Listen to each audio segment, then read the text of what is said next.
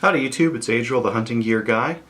Today I wanted to talk about just a couple of the rifles that I've been working on, kind of give an update.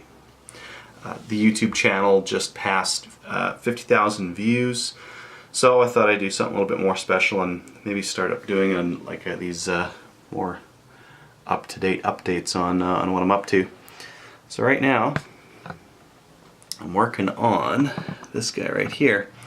This is a part off of my Mosin.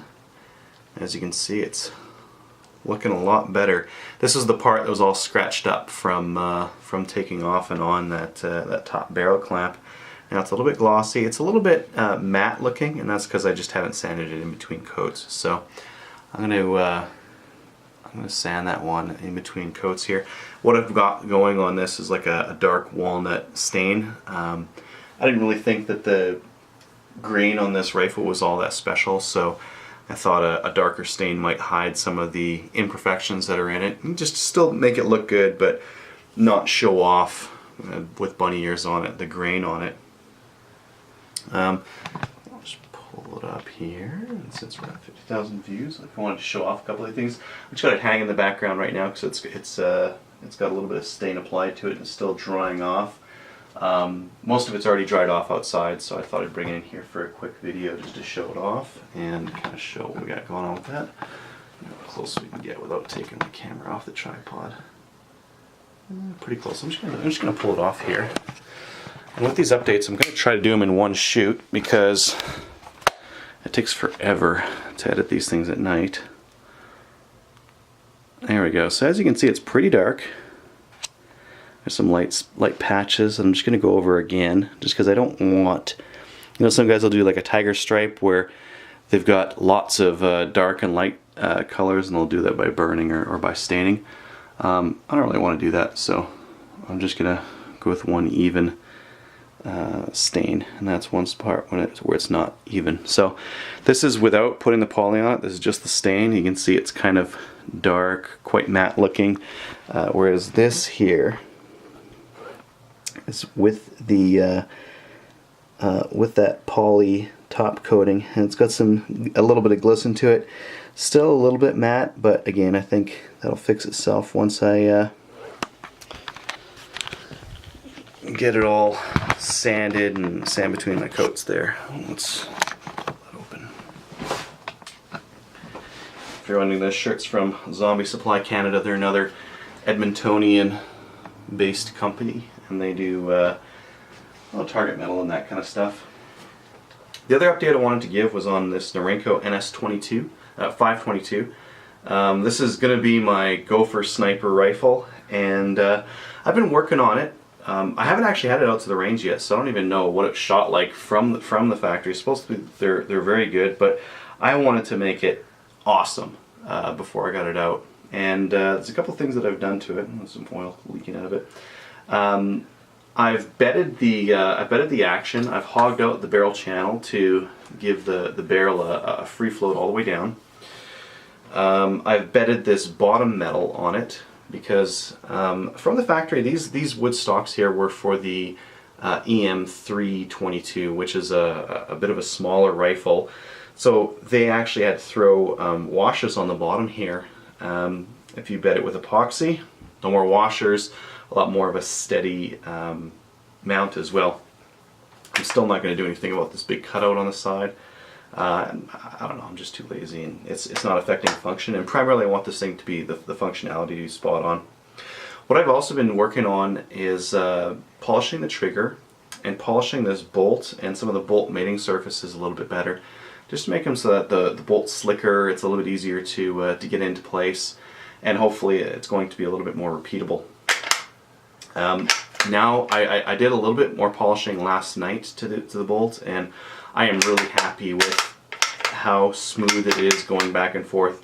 This was a little bit more catchy before, and now it's a lot more smooth. Now it's getting to like Dad's old bolt action 22 where you can really rip on it. What else have I been working on? I worked the trigger, so I'm just going to check. There's nothing in the chamber here. And that's nice and light and nice and smooth as well. So I did polish those internals just a little bit. still got a little bit of a creep to it. There are some better springs out there. I haven't messed around with any of those just yet, but I plan on it coming up. I don't know if you saw the video, but there's a video of this Bushnell 3-9x32. Wanted to get a scope that either had adjustable parallax or was set for 50 yards. The ones with adjustable parallax are quite expensive. I don't know, I just don't think it would be justified on a 22, so I ended up cheaping out going for a $50 Bushnell. I have better scopes to put on this thing, but they're all fixed parallax hunting scopes, which puts them at around 100 to 125 yards fixed parallax, which isn't going to work for the distance I'm going to be shooting these things at. I'm likely going to be refinishing this stock as well. The stock finish that they put on it is a bit aggressive in that it doesn't really show off much of the grain. I've got like really hot lights on this thing right now, so it probably looks like there's a lot of grain on this, but if you look at it in natural light, it pretty much looks brown. There's not really much grain to it, so that's something that I'd like to improve on, is just bringing out more out of the stock. And I kind of messed up and I hit the stock a couple of times here on the side, so I might fix that. Oh yeah, I completely forgot about that. I actually cracked the stock. My release agent had gotten a little bit old, and it epoxied this barreled action right to the wood rather than releasing where it should have. So when I pulled it off, it was quite stiff, and I actually cracked, I don't know if you can see there, but right from here all the way down to there, that's a crack right there.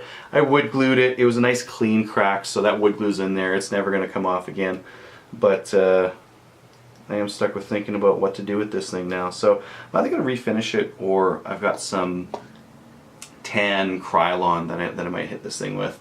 But I think that's going to be a last resort, because I'm really liking how classy this thing looks. It's got an, you know, aside from like some of the fitment issues, I'm really liking how this stock is looking, and I think it's going to shoot well as well. The bedding job that I did on it was all right. There, you know, it's got a couple of voids in there. I'm just too lazy to fix it though, because this is a 22. The bedding is pretty good. It's very solid front to bottom. When you dial in the Allen keys, you can really feel it contacting. I also pillar bedded it with lamp screws. So it's basically epoxy on the bottom. Okay, metal trigger guard here, epoxy underneath that, and embedded in the epoxy are those two steel pillars. You get steel to steel right here, as well as those epoxy beds on the bottom. Same thing on the top. We've got epoxy and those steel pillars, and I've whittled around the steel pillars enough so that the epoxy is biting onto them as well. So what this is a very solid in between with little pressure on the wood stock. So if I get this thing out to the range and it doesn't outshoot every other rifle that's out there for rimfires, I'm going to be a little bit disappointed, and I might sell the rifle. But that'll have to wait until I get out to the range, because it's been raining quite a bit and been busy, so haven't been able to get it out. Been able to get out yet.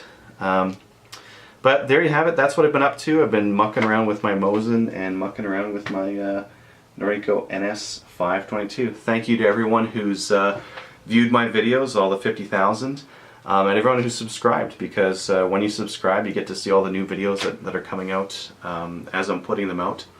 As well, the people who've taken the time to read some of my articles on my website. I started in February 2012, and I'm at right around 400,000 visitors to the site. So I think that's pretty cool. I think that it shows that there's a decent firearms community here in Canada and abroad, and other people who might be interested in some of my different articles or videos, and I think that's really cool. So thanks again for watching, and stay tuned for much more.